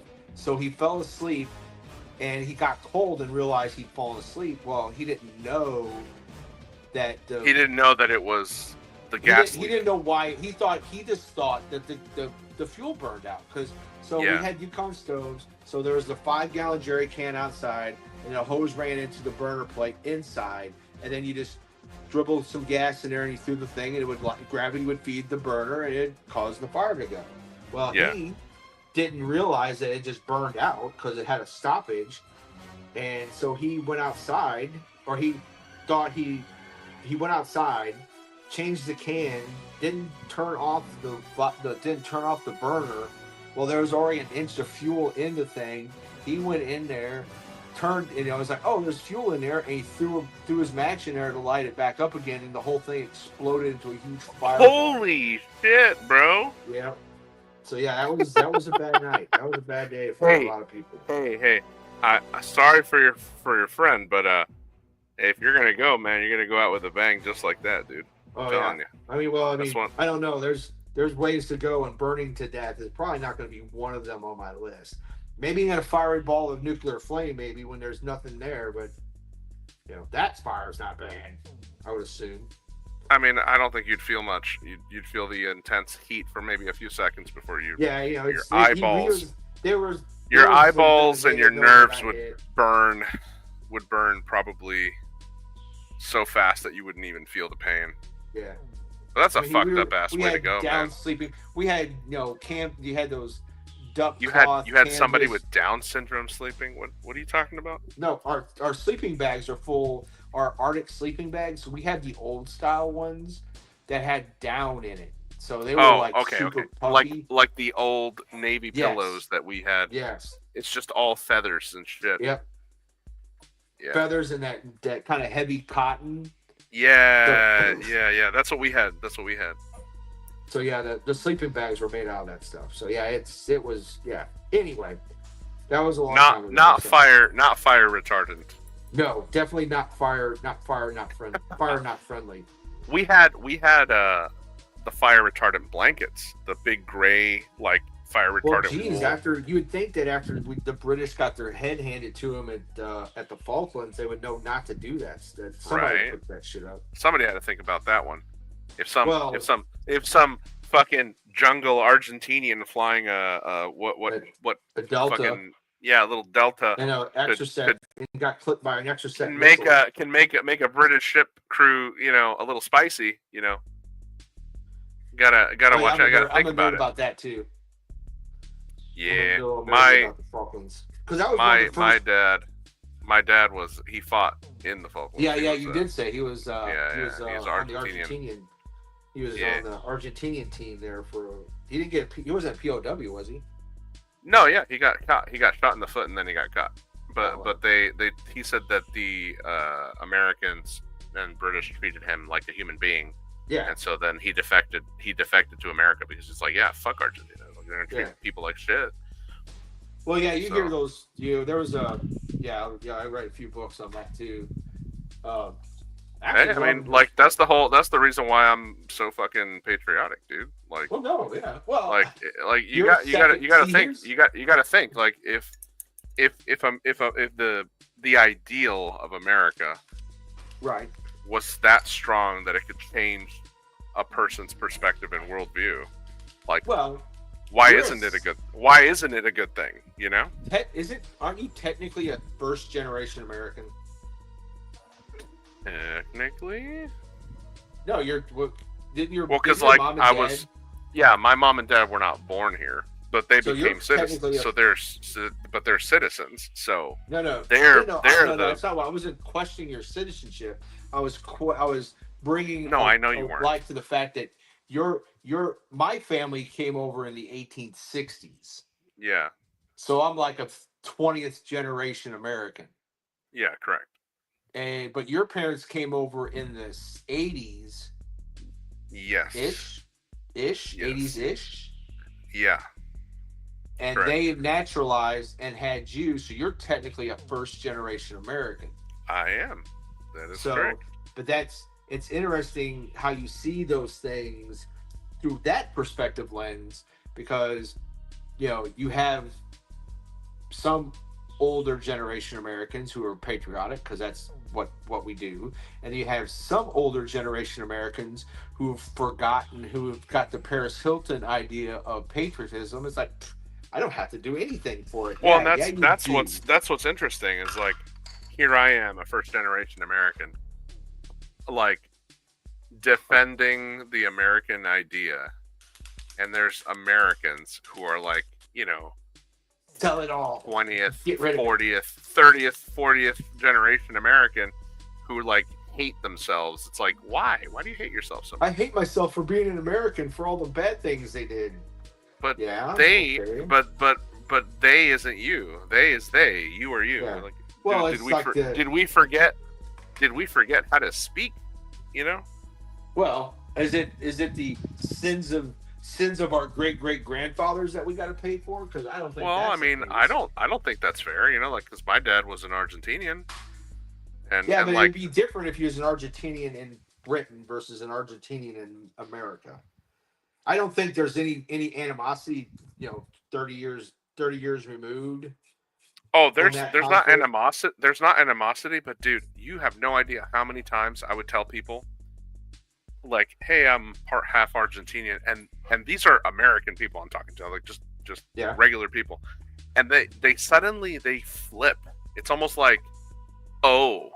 So you're from a communist country. Oh, your dad was one of those guys. What a loser!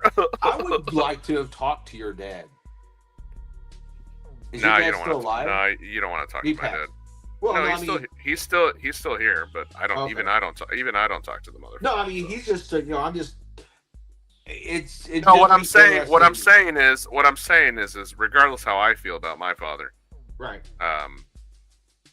Like people that aren't involved or like have nothing to do with me or my dad or my heritage or whatever, that have an opinion of like, oh well, you're half Argentine, so you must be a loser because you're associated with that. It's like, well, how do you figure that? You know, it's like it's the identitarian problem that of like, oh well, I'm American, so I have to I owe some sort of a penance that I have to pay. It's like, why? Like, why do people think that what ethnicity or race or whatever, like why do they think that even fucking matters?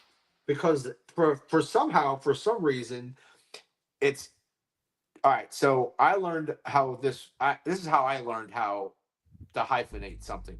Your dad and your mom. I'm assuming your mom is Argentinian also. No, she's Salvadorian. No, she's American, or she was American. No, Salvadorian. But now, I mean, they're both American now. But like, okay, she was Salvadorian. Okay, so technically, your dad would be an Argentinian American because he naturalized to America, correct? Yeah. You would be an American because you were born here. Right. But my question, you don't hyphenate. My question is why do people get so hung up on pride for their race? It doesn't matter what country or race. I don't think I don't think it's a prideful issue. It's just no. But like, there's a lot of people who are though. There's a lot of people who are like, they make that their identity. Well, like there's people that hang Mexican flags outside of their house, and it's like, I'm a proud Mexican. It's like, why aren't you in Mexico? No, that's not where I was going with that. Well, that's where I'm going. Okay, but see, that's not what I'm trying to get I know, at. that's what you're getting for. What I'm trying to get at here is where or who or why is that important for people? Because it isn't just a Mexican thing. It's a white thing. It's an American thing. It's a Japanese thing. It's a it's a black thing. Everybody does it. It seems like every culture has this issue. There's nothing and I don't understand it. I don't understand it. Maybe because I don't feel like I have a ethnic identity to be proud of. You don't have a connection to Argentina. I mean, like, and I don't mean that as an insult. I'm not saying I'm not proud of, who I am, but like, why does who I am have to be tied to where my fucking genetics came from? You know what I mean? Like, is there something I'm missing? Right, so I'll break. Can I jump in here real quick and break in here for a second? Most of the places in the world are blood and soil. Do you understand that term? Yeah, I've heard it many times by different people. So when Russians So when Russians, so we'll take this Ukrainian nonsense for what it is.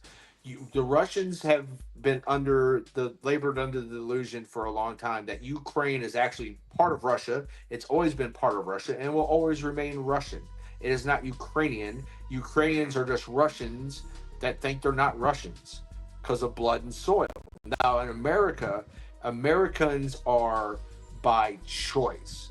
So I'm an American because my people from Germany and England came from their respective countries to here to not be tied to the lands. Does that make sense? Mm-hmm. Am I speaking? Am I making sense? Because sometimes Yeah, I think I'm not retarded. I understand what you're saying. No, Yes. okay. Well, I have to ask that sometimes because I can't see your expression on your face. Because when you explain that to people, they get that dumb kind of glazed over cow look. Like, okay. Well, like I said, I'm not retarded. So continue. I mean, I wasn't implying that you're retarded. Continue. So when you come to America, you're choosing to be an American, and America is done. You're American by virtue of the Bill of Rights. You're American by the virtue of your own prosperity. You get to be an American because you're American, and that's it. You're not tied to the soil. You're American by choice, and you're not. Yeah, but once you have legacy. Once you have but then that's what I'm saying. Heritage. Then once you have heritage, it is something that a lot of Americans are proud of. I meet a lot of people who. My great granddaddy was a pilgrim and a this and this and that, or like you have another guy that's like, my dad fought in World War II and he's a this and that, and I still have his shadow box, and it's like, so there is still, I understand. There's nothing entirely wrong with. I don't think there's anything wrong with being proud of your heritage. I just don't see how the label of like ethnicity is the same as like the pride of, say, a grandparent that fought in a war and like made a sacrifice. You can argue. I wouldn't say argue. We can discuss that my parents came from Germany, and my dad's side of the family came from Germany. My mom's side of the family came from England. So historically, that union would have never happened. Well, it might have, kind of, sort of, I guess, in Europe general, because Britons and the Britons don't like the people on the continent, and continent people don't like Britons. I don't know why. That's just how they act. That's how they are. But to digress from that point, there's my great revolutionary French Indian War. So that's how far back my mom's side of the family goes, to the French Indian Wars, and her lineage goes straight to George Washington and helping him fight in the French Indian Wars. That's my connection to the Revolution through my mom's side of the family. And so, but they were English.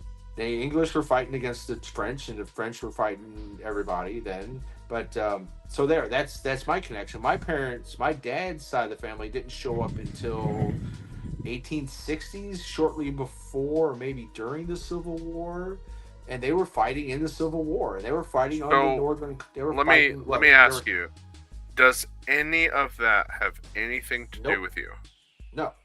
But why is it that some people think? Yes. No, I take that back. I misunderstood. Okay, so it does. Okay, so but it has something to do with you on a personal, familial level. But like, what does me? Okay, let me give you an example. Let's pretend. Okay, let's pretend that. The point I'm making is this: let's pretend that one of my ancestors was like was General Patton. Let's say that was my ancestor. Okay. Let's pretend that my ancestor was this great genius war hero, patriot of his country. Let's say my great whatever was George Washington, who was one of the founders of America. Founding fathers And then or you any look of at the founding fathers. but then let's you put it that but way. and then I talk about how proud I am about my heritage. Like, man, my great whoever was George Washington, and I was and so that makes me awesome and special. Does it? Does it though? Does it? The question And I would ask. so that's always the question I have it I get in my head whenever I hear people Are go, you using? I'm So a let me- proud Mexican, or I'm a proud this, or I'm a proud that. It's like, Everybody has history. but it's like, okay, but are you living up to that? Or like, Well, are- no, like, and exactly that's what and I guess that's what I meant by, you get the and I use Paris Hilton because she's probably the best example of, oh, look at all the money I inherited and not did a thing for it. oh, dude, Not there's a a lot of thing. people like that, man. Well, she just happens to have her own TV show with that vapid little twat waffle she hangs out with, whatever her name is. I'm surprised that you even know what that is, because I had no idea something like What, that twat existed. waffle or? No, the fact that Paris Hilton has a show, like, I don't Trust me, follow. I I don't follow these people. I don't follow it either, but I hear enough of it through my circles of connections with other people. Your wife No, tells you. she doesn't watch that kind of stuff. She watches murder mysteries enough. All right. So, Oh, that's cool. yeah. She watches all this murder mystery shit, so I get to kind of sleep with that over this sort of damn it over my shoulder. Sort of technically. The sort of Jeez, I hope I don't say something wrong and I end the up sort of you better not piss your wife off is what that is. end up dead in a shallow. You're gonna end up as one of. She's watching all of those things to make sure she can get away with it. If she I joke with her about it, but then someday she gives me that look. I'm like, fuck. Shit. Dude, Look at that's if I fucking show up- hey, hilarious. I'm gonna tell you this on the YouTube, so everybody in the world knows I'm Oh, not you don't need committing suicide. You I didn't commit suicide. Oh man. Oh, Anyway, that's fucking hilarious. But yeah, Yeah, no. So so- what I'm saying is though is, like, I get that some people, like, they need to feel special, but like that's really all it But- looks like to me whenever I see that. It's like, do It's you really signaling- like if well- you really have to, it's signaling. If you really need Are a you- flag, but when you- or like a, and like, I'm not saying that like not being a proud American is a bad thing. Like, you could be a proud American, yeah. but like, But when you're waving something, so I guess how I see it. because the way this, you remember, see it. this is a double-edged sword, okay? Because we we can ask the questions like, what makes you being prideful about your heritage or whatever interesting or special, when me and you are probably like two of the loudest, like, pro-America, pro-patriot type people. So we gotta you make said sure put it that in we're the context. accounting for that too. Yeah. Well, I mean, I don't have so am I prideful? Yes, I'm very. I am very proud of To be of an American. connection. Yeah, I'm proud to be an American. No, I'm proud of the Yeah. fact that my family lineage takes me to the French Indian Wars and the Revolutionary War, That's pretty cool. and then my dad takes me there. So I'm there. I mean, family wise, my family's there. So when you look awesome. back into the annals of history, and it's The like, oh annals. well, no, look that they fought they were revolting against the king, and that was bad business for anybody who got caught playing that game. So am I will I In the annals of your heritage. yes in the annals. In the But you know annals what of I- your you know what I'm heritage. getting at. You know I know what I'm you're getting at. going I'm making fun of that word that you used. The in the annals of history. In no, the that's annals of your Annals. history. In the annals of history. But I'm sorry. Never a man. dull moment. I am immature. I'm being immature now. What? You're like, what? You're 15 again? No. Yep. Oh my gosh, you're Mentally. 15? Mentally, not Yeah, physically, I'm still 55, but I'm the fucking oldest. broken. Somehow or another, my wife introduces me as her oldest child, and I don't understand how that happens. I Well, this is I my can't oldest see child. I'm why. not a child. I'm I an I adult. can't see why. You know, it's almost like she knows you. She's only been married to me for like 27 years. Come The April. constant hyperactiveness and the out of Right. nowhere, the ADD. I don't think I have any of that. I just have just grumpy old man syndrome apparent to her. I don't have to be. I don't have to be happy all the time. Grumpy old child syndrome. Yep. That's what I'm I suffering. don't get my nap in, so I get cranky, and You don't get your nappy naps or I your don't get my chalky nappy milk naps, so I don't get or your cranky. chicky nuggies. If you don't have your chicky nuggets, and I nuggies, don't get my toy that I wanted in the Happy Meal. did you see the did you see the adult Happy Meal they came out with? That weird one with the 4-eyed fucking toys, No, I thought like it'd the be drugged like out looking toys. beers and nachos or something. Right? Yeah, right. Like I thought it would be That's like my Happy Meal. a beer Here's and a like six-pack. just a I almost got drink. and my here's lunch. here's a plate of fucking bacon, just Yeah. bacon and burger cheese on it. Oh, And like that's your fucking. who? Grumpy Old Men. That's where that's from. You ever seen Grumpy Old Men? Yeah, I've seen it. It's been a while If since I've seen Burgess it, but I've seen Meredith's it. character's like, I'm 97 years old and I have a big bacon sandwich for breakfast, and I have a bacon sandwich for lunch, and I usually drink my dinner, and I smoke a pack of marbles every day. And I'm like, Mm-hmm. oh, look at that. That's how that works. What you thinking of my my commission work that I'm doing here? So what is this? So I've been watching you paint them, and what color scheme are you using? What are they supposed to be? Yeah. So I know they're and I've painted these before. This you have? scheme before. Have Okay. you seen? Do you remember the Clicky Tech stuff? Yes. Do you Is remember that the the Clan Shadow Wolf? Cats or something, or Moon No, Cats? no. Or whatever? No, the clan. It's Clan Wolf. Oh. It's the Wolf Empire scheme. Oh. Okay. It's the here. You know what? Why don't I just show the class? We'll display it go. for everyone to see here. Here. We got the We're gonna have power of classes. YouTube. We're actually gonna have classes today. Oh, I didn't bring my homework. My dog ate my homework. Too bad. Excuse me. Pop quiz. Pop quiz. Don't, Shit. dude. If it's not 30, 50 or less, then I Alright, won't so I'm know gonna it. open So I'm this gonna tell up. you that right now. I'll try, but Here. Give me a second. Share screen. Window. There it is. Share. sure. And then we'll. God, Is it this in the- this is it thing's in the, fucking ugly. All right, and then Is it in the there. Do you see it? Camo? No, I don't see it.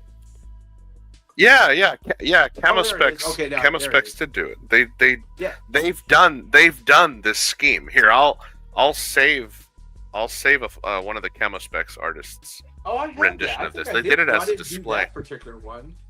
I did two of them. Russian I did two Clan, separate ones. Wolf. I did two separates. Hold on.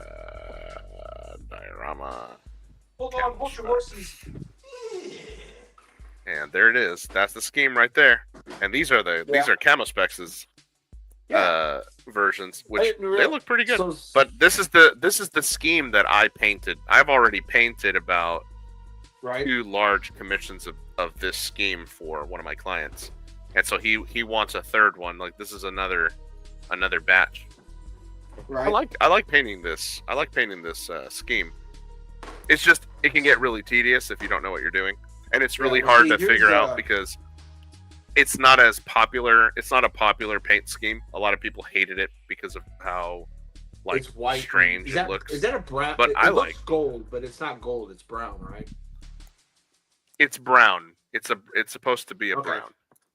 But Because let I me pause you just for a second here. Okay. So I painted 2 separate Pause for a ones. second here. So this is my what is it? The golden Cossack Lance configuration I Cassock. painted. Cassock, yeah, thanks. Fantastic. And that's my take on it. because like I was being lazy painter, and I was like, I'll just paint a scheme that I would be painted. And the only thing I painted off of it was the fact that I was going to make like several different lances. So I wanted several different ways to identify which lance was which. So I put color flashes on them. Yeah. And like this one. All right. Do you see what's on my screen? Yes, I'm see seeing it. Oh, okay. Yeah, I've seen that paint scheme. That's I'm just seeing that's it looks white. That's the camo specs scheme. Yeah. Okay. And then I did the. Yeah, I haven't put the dark gray. I haven't put the dark gray yet, but I will. I guess that's what's throwing it off, was because I'm like, is that gold and white? I don't remember any kind of clan that was gold and white. Oh, dude, yeah, no, I just did the Zenithal base coat. I haven't even started the main like colors yet. Right. So let me see. Here, you wanted to show something? No, well, I was showing off my. So this is my. I couldn't see it. So let me put you up here.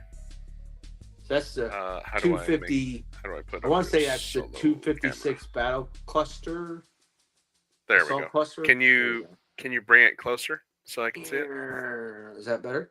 Yeah. There's no light. You need to shine the light towards it from the vantage point of the camera. There we go. Is that better? I'm gonna.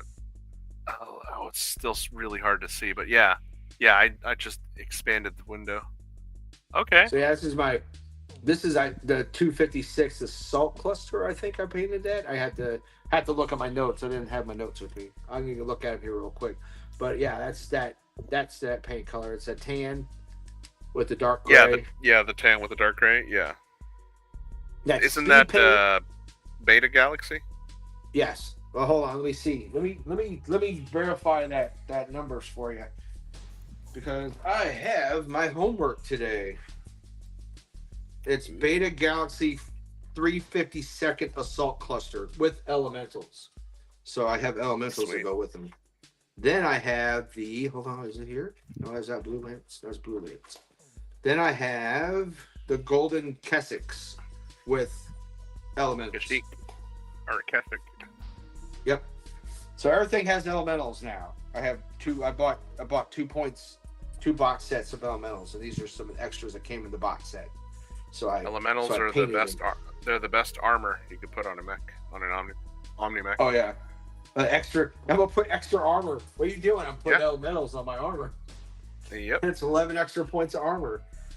Yep. We had a discussion at the table after a game because somebody was saying, "Oh, you're using mech. You're using that," because I was like joking that you could use those as technical blow off panels, and somebody wanted to argue that it actually, well, if you put that on the mech, it slows the mech down.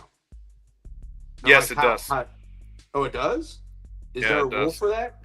Yes, it does. Yeah. It must be. I must have missed that.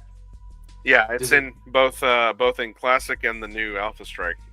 Whenever elementals are mounted on your mech, it slows you down by, I think, like by 1 hex or something, or like 2 hexes. Okay. It slows you down. Because you're overweighting. You're adding an extra ton of armor. Yeah. So you're actually an extra 5 tons. Okay, that makes sense. Yeah. I guess I owe that guy an apology next time I see him then. Yeah, we all mess up sometimes. Yeah. Well, I mean, I want to say I couldn't prove it one, and that's basically how that conversation ended. It's like, well, you can't prove to me that it works that way, and I can't prove to you that it doesn't work that way. So we'll just leave it at that, because I wasn't playing with them anyway on the table, so that conversation was kind of I fucked up on rules. I fucked up on rules 2 weeks ago. We were talking about like can you move mechs through enemies, and I knew that you couldn't, but I didn't know if there. But I didn't know. Through. Hold up. But I didn't know that there was a spacing, like, measurement. So in Alpha Strike, if you want to move through like an enemy, there has to be enough space for the hex to move through it. So there has Right. to be at least like the inch, like inch and a half, like inch and 3/4 Right. space between the enemy mech, which is kind of weird because that means that you have to measure it out where you can. So technically, if let's say I lose initiative and I can move first, and Right. we're moving lances, and you have a really fast guy like right next to my guys that you're wanting to use to And that's a get dick move by get sticking yeah them to get within. yeah like let's say you have a mongoose and that thing has like a fuck ton of movement, and I have a dire wolf and like two other slow mechs or something. Well, I have to move my stuff first. So, but what can I do to block you is I can move all my units to surround your fast guy. And now if he doesn't have jump jets, he can't do shit. He's stuck there. Because Until you move, give way. yeah, but I'm not going to give way obviously not. when I have let's say 3 or 4 units that can block you in. So now that even though I lost initiative, I was able to block you in. And now on your turn, because you won initiative, you can't do shit with that guy because I blocked him in. And so this one of my players, he did that to me when I was GMing one of the games, and I was so pissed off. I was like, you can't fucking do that. And then he's like, well, that's why I asked if you can move mechs through enemy units. I'm like, yeah, you can't, but you're not completely blocking him because you see there's a gap there. And so there was like a quarter inch, like a half inch gap. Right. Not an inch and a half, but a half Just a inch. quarter. Like Man, 2/4. And so in my head, I'm thinking, yeah, if there's still a gap, my mech can run through that because I won initiative. Like you Right. can't just block him in. But then I come to find out when I reread the rules, he was right. He could have moved through that quarter-inch gap. Yeah, he could have blocked me in the way he did if he wanted to, because my hex was not big enough to go in between the gap. And so If the hex fits, then it goes. So even though he lost initiative, he got me really good, and I didn't I didn't allow it to happen because I was so fucking pissed off that he got me that. And so we were playing. I mean, he still won the game, and Yeah. I still awarded him, like the PV rewards and all that. But Right. afterwards, I apologized to him. I'm like, hey, I reread the rules, I checked, and it looks like you guys were right. Like this was, yeah. Even if there is like a gap, it has to be bigger than the hex for my mongoose to have been able to get through. So I shouldn't have called you out on that. A liar. Well, I mean, yeah. So, but I mean, it was no harm, no foul. Like he didn't really lose that many units anyway, and nobody really lost anything. But it was like almost a 10. It was almost a 10-minute argument between me, another GM, and the kid that was like trying to just, I don't know, pull a good one. But we figured something else out that we need to do whenever there's a rules disagreement is just flip for it. Roll a fucking D6, a single D6. Yep. And odds evens later, and then you just and then later after the game you go back and talk about and figure out where it went wrong. Yeah.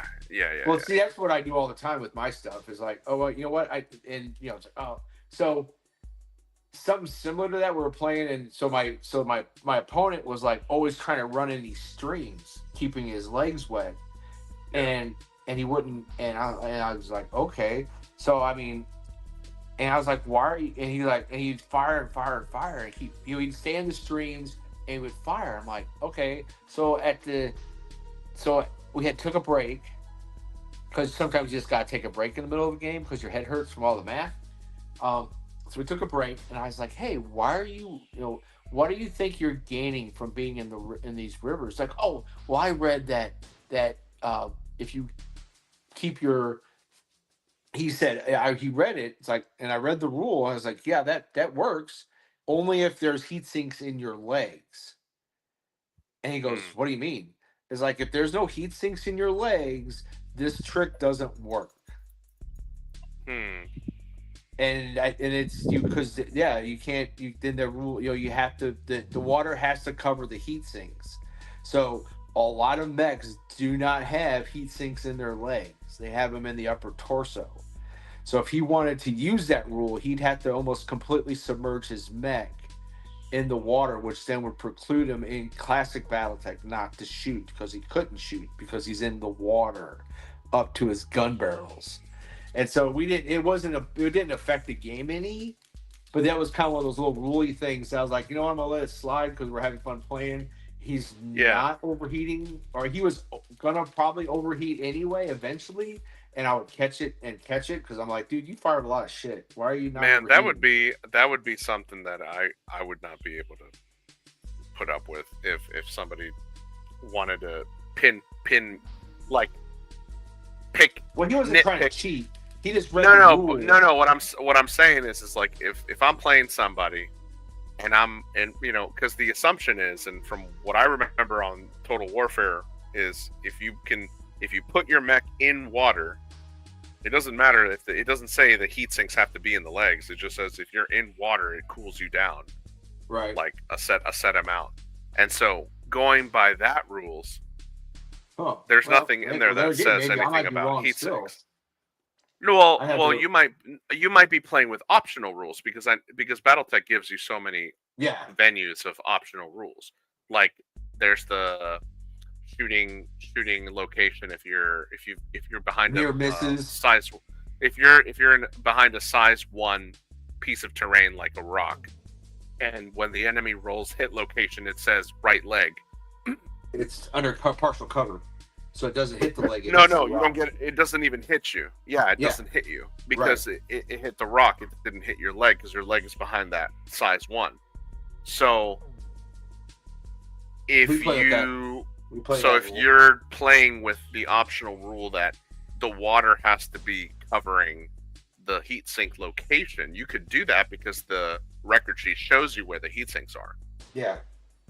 So if there's heat sinks only on the, so if there's only only heat sinks on the torso and not on the legs, and the guy wants to cool down certain heat sinks, he'd have to go submerged all the way.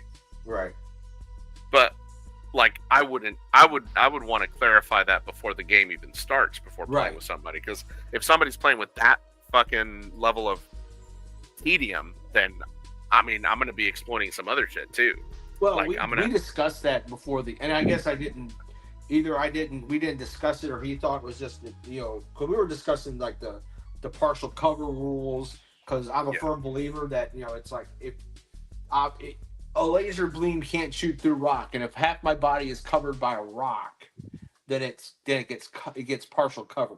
Yeah, which is not always a good thing, because you get a lot more upper hits. The odds are that you're gonna, it doesn't change the odds on what gets hit. But we talked about that, and he didn't say anything, and I was just curious. I was like, what are you getting out of that? He goes, well, I read that if you put yourself in the water. And so I was flipping through the book real quick, because I was on a break. We were on a break.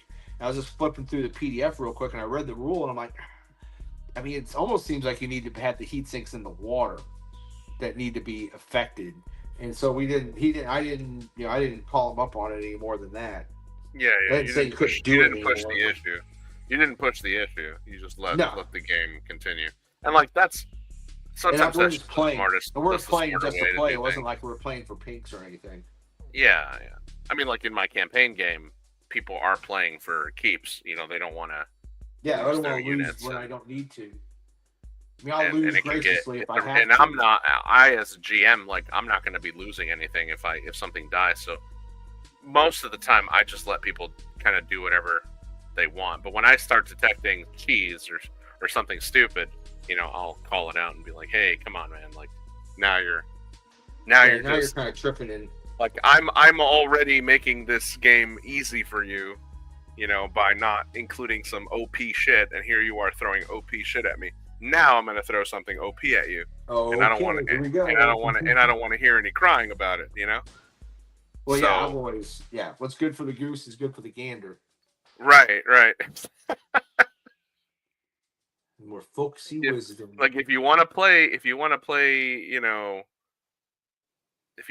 play I'm gonna those catch you types of games, outside. some OP games, then we're gonna play OP games. And anytime I play a Well, game with you now, I'm gonna remember you, and I'm always gonna I'm gonna throw a little more spice at you than if you were to just be playing for fun. And that's the thing, like we get all types.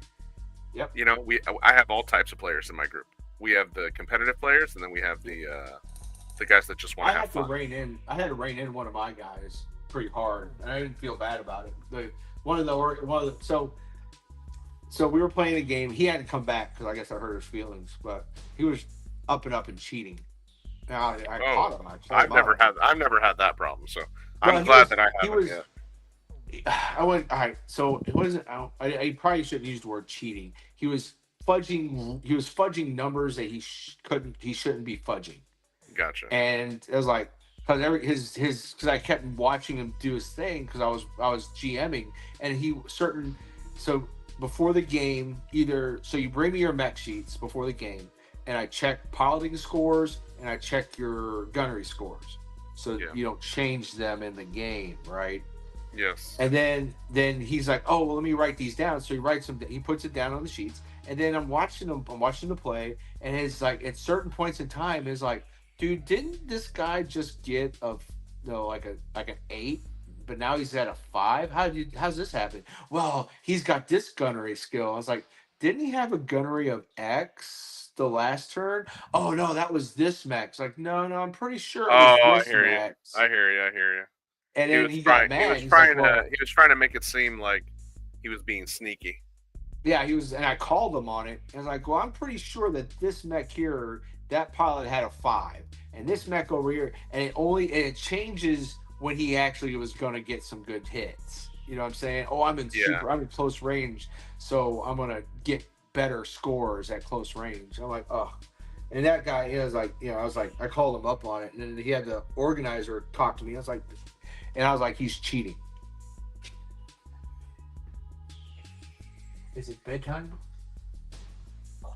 It's a quiet time. Aww. We're on quiet time now.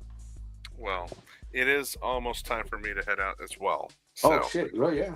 Any Well, this was any fun. yeah, this is fun. I like the game conversation talk. Yes. Much better we'll than the other conversation talks. Any final closing things? Any ideas for next week's stream? I don't know. I mean, we talked. We can talk more about this 15 mil stuff. I might have to sit down. I want to talk more about it. I'll let you know if we do another another test game, and I'll tell you how it turns out, and then I'll let you know if we do any changes to the rules or whatnot. All right, cool. Because I'll definitely go back through them again and play with that tank, armored vehicle builder. Now let me know. Yeah, let me know if some of your guys like it, and then I don't have that. I don't have guys right now. That's what I'm kind of upset about a little bit. Because I was all amped up and happy to do this, and then it was like, oh, well, we're changing the plan. I'm like, fuck. So it's just me playing with myself. Do you have Tabletop Simulator? No. Okay. Do you have Steam? No. Do you have a computer? Yes. Can your computer run Steam? Maybe. Okay. See if you can run Tabletop Simulator. If you can't, I can try it. And then what I'll do is I'll set up the camera to record like the simulator. Yeah. And then I'll have little virtual figures on a virtual table. Ooh. And we can just have like ourselves a virtual 15 mil game session. I will definitely make my computer do that. Yeah, we can totally try it. Yeah. So you have to throw me the link or something so I can not be. Yeah, I'll throw it to you offline. Yeah, give it to me later. But all right, man. Well, thank you for chilling and chatting with me, man. That way we weren't. I wasn't just talking to myself the whole time. So yes, sorry about that. Life gets in the way sometimes. No, you're good, man. Same here. All right, brother. God bless you, and God bless everybody watching. Yep. Y'all have a good night. Guys, have a good night. Have a good week.